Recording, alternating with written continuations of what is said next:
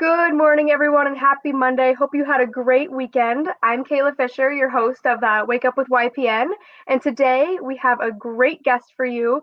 As you may know, it is Fair Housing Month, and so to continue highlighting that, we have invited Adam Grier, who's the risk management coordinator for Johnson County, to come on to help us talk about how we can prioritize accessibility in different facilities. And he also is an ADA coordinator certified. So good morning, Adam. Thank you so much for joining us.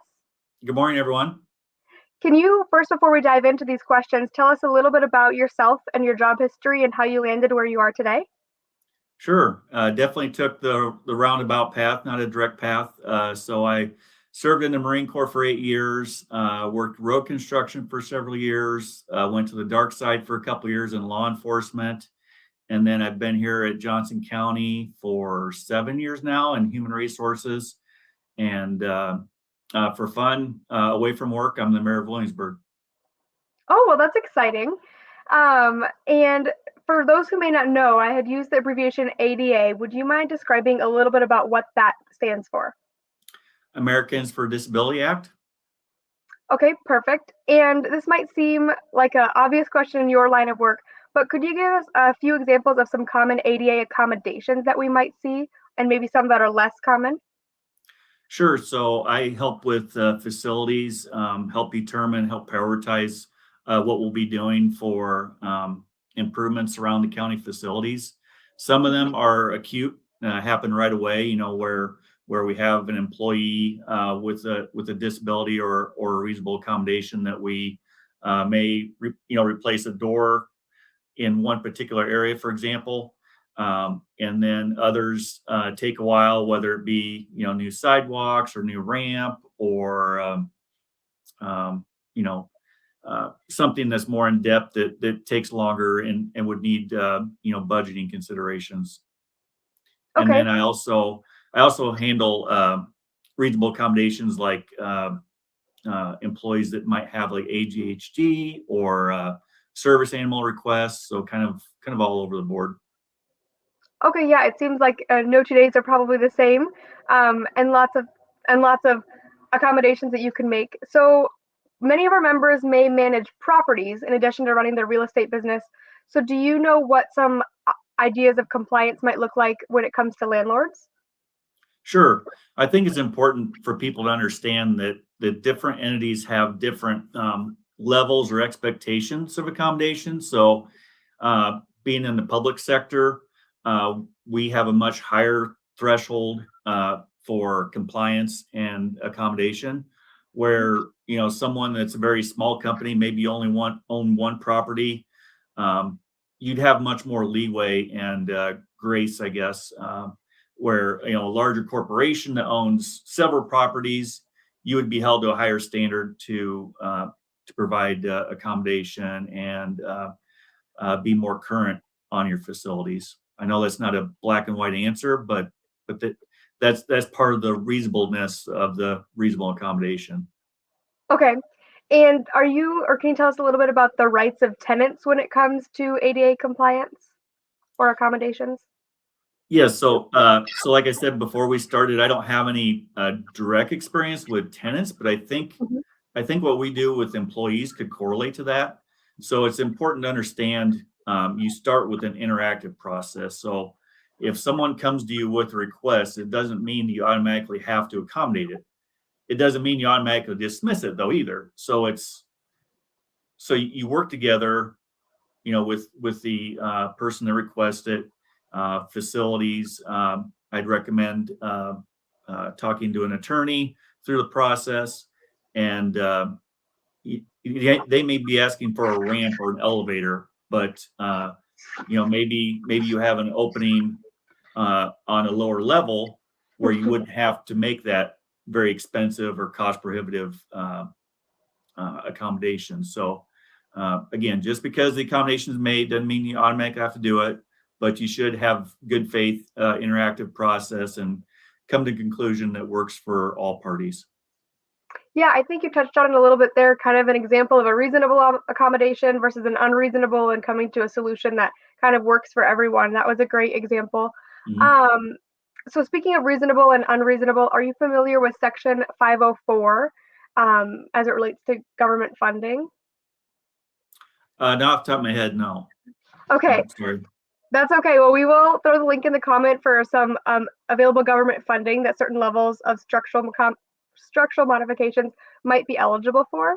Um, so as we kind of continue to go on, is there anything that you have from your experience of proactive things that people can do either in their real estate business or as a landlord to be mindful in this way? So I think if a property owner does have a concern, I think something that can easily be accomplished is bringing in an expert to do a transition plan.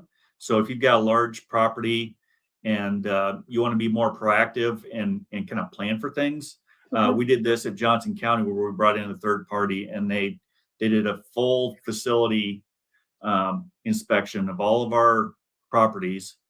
So we've got all these doors and all these sidewalks and all these signs that